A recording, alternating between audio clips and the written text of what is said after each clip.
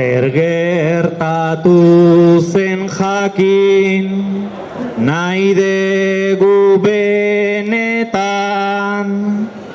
justiziarik ez da horrelakoetan. Zergatik handituzte armak eskuetan, zergatik dago sua gure etxeetan. Galdera asko daude erantzun hutsetan.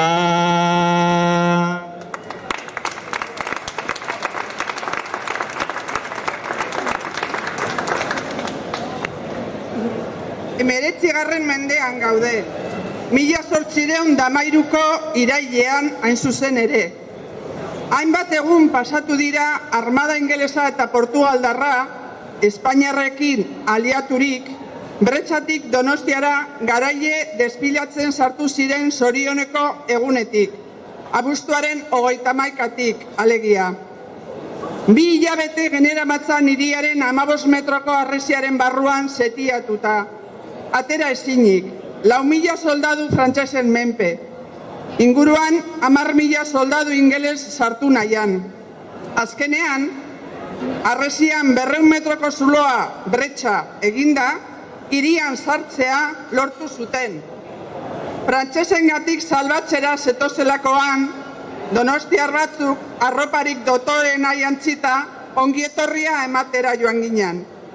Salbatzera zetozela, baizera, gubai inusenteak.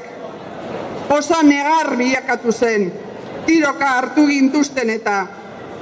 Egun hartan eta ondorengo egunetan ere, izugarrizko sarraskia eragin dute. 100 pertsona hil dituzte, emakume gehienak, umeak, gazteak, zein adinekoak, bortxatu eta hil egin dituzte.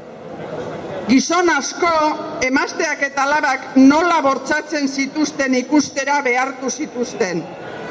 Eta aurre egiten dietenak jo egiten dituzte hil arte. Etxez etxe den-dena lapurtzen eta txikitzen ibili ostean, zu eman diete gure etxeei. Donostia infernu bihurtu dute. 7 egunez eta 7 gauez aritu dira etengabe, inolako gupidarik gabe, sexu erasoak egiten, iraintzen, humiliatzen, lapurtzen, arpilatzen, sakeatzen, jipoitzen, hiltzen, eta etxeei zua ematen. Begira, begira gora, zugarrak ikusten dira oraindik, ez digute itzaltzen uzten. Donostian zeuden 600 etxeetatik gutxi batzuk bakarrik geratu dira. Kale honetan gehienak, non Espainiatik etorritako militarrak eren familiekin jarriko diren bizitzen. Begira, begira lurrera, gure zeniden eta herrikiden gorpuak kale bazterretan botata oraindik ere. Ez digute lurretik jasotzen ere uzten. Ezin ditugu lurperatu. Hiletak, zer esanik ez, debekatuta daude. Bizirik jarraitzen dugunok, komun zuloetako putzuetan eta teilatuetan eskutatuta lortu dugu heriotzatik ihes egitea.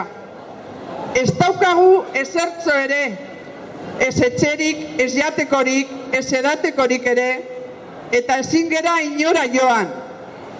Sarraski honek hilabete luzeetan jarraituko du. Jende gehiago hilko da oraindik.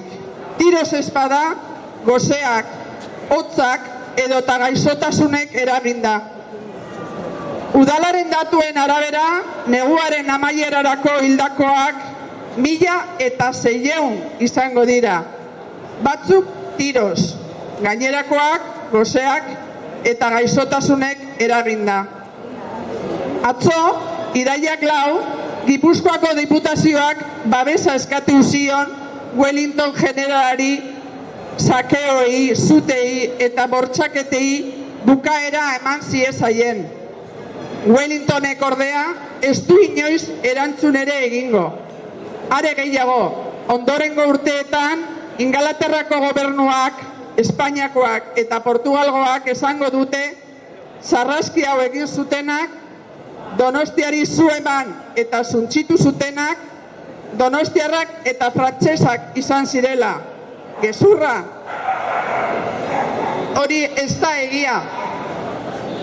20. mendera etorrita, urtero ikus dezakegu abuztuaren 31 Donostiako kaleetan frantsesen amore emate hura eta aliatuen garaipena aitzakia hartuta, gertaera militar hauek festa giroan ospatzen direla, militarrez jantzita, hirian zehar tiroka, baita garaile desfilatzen ere gaiten doinuak lagunduta. Orain dela 212 urte, Highlandsek egin zuten bezalaxe.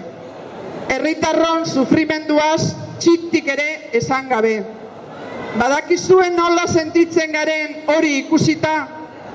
Imaginatzen dituzue Gernikako kaleetan herria bombardatu zuten alemaniarrak eta frankistak desfilatzen? Alemaniak Gernikari barkamena eskatu zion, aliatuek Donostiari. Abuztuaren 31an ez dago ezer ere ospatzeko. Bai ordea, gertatutakoa errespetu osoz gogora ekarri. Jendeak jakin dezan benetan zer gertatu zen hemen. Eta inoiz ere ez dezagun ahaztu. Eskaitzazue ahaztu mesedez. Zabaldu zuen inguruetan hemen entzun duzuena. Amaitzeko, omenaldi zume honetan gogoan hartu nahi dugu Palestina eta salatu Gazako herria jasaten ari den genozidioa. 212 urte geroago hemen egin zuten gauza bera egiten ari da Israelgo gobernuan. Herri oso bat suntsitu. Badira ia 2 urte luze Gaza setiatuta dagoela. Itxia, inolako laguntzarik gabe, janaririk gabe, gazatarrak goseak hiltzen, gaixotasun larriez, bombek, misilek akatzen. Gora Palestina askea! Gora Donostia! Eta mila esker etortzeagatik eta entzuteagatik. Estamos en el siglo XIX, concretamente a 5 de septiembre de 1813. Han pasado varios días desde el fatídico 31 de agosto, cuando las armadas inglesas y portuguesas, aliadas de la española, entraron triunfantes en Donostia desfilando por sus calles. Llevábamos 2 meses sitiados dentro de la muralla, junto con 4.000 soldados franceses, sin poder salir, rodeados por 10.000 soldados ingleses. El 31 de agosto, por fin los ingleses, haciendo una brecha de 200 metros en la muralla, pudieron acceder al interior. Muchos donostiarras, creyendo que nos venían a salvar vestidos con nuestras mejores ropas, fuimos a darles la bienvenida. ¿A salvarnos? Sí, seguro. Qué ingenuos fuimos. La alegría se volvió llanto cuando nos recibieron a tiros. Aquel día y los siguientes también ha sido horrible, una verdadera masacre. Han matado a cientos de personas, a la mayoría de las mujeres, tanto niñas como ancianas, las han violado. A muchos hombres les han obligado a ver cómo violaban a sus mujeres e hijas, y si intentaban evitarlo, los golpeaban hasta matarlos. Después de ir de casa en casa robando todo lo que podían, se han dedicado a dar fuego a las casas. Han convertido San Sebastián en un infierno. 7 días y 7 noches violando, insultando, humillando, robando, saqueando, apaleando, asesinando y quemando las casas constantemente, sin piedad. Es más, en los años sucesivos, tanto el gobierno de Inglaterra como el de España y de Portugal negarán que fueron ellos los que dieron fuego a la ciudad y echarán la culpa a los propios donostiarras y a los franceses. Mentira.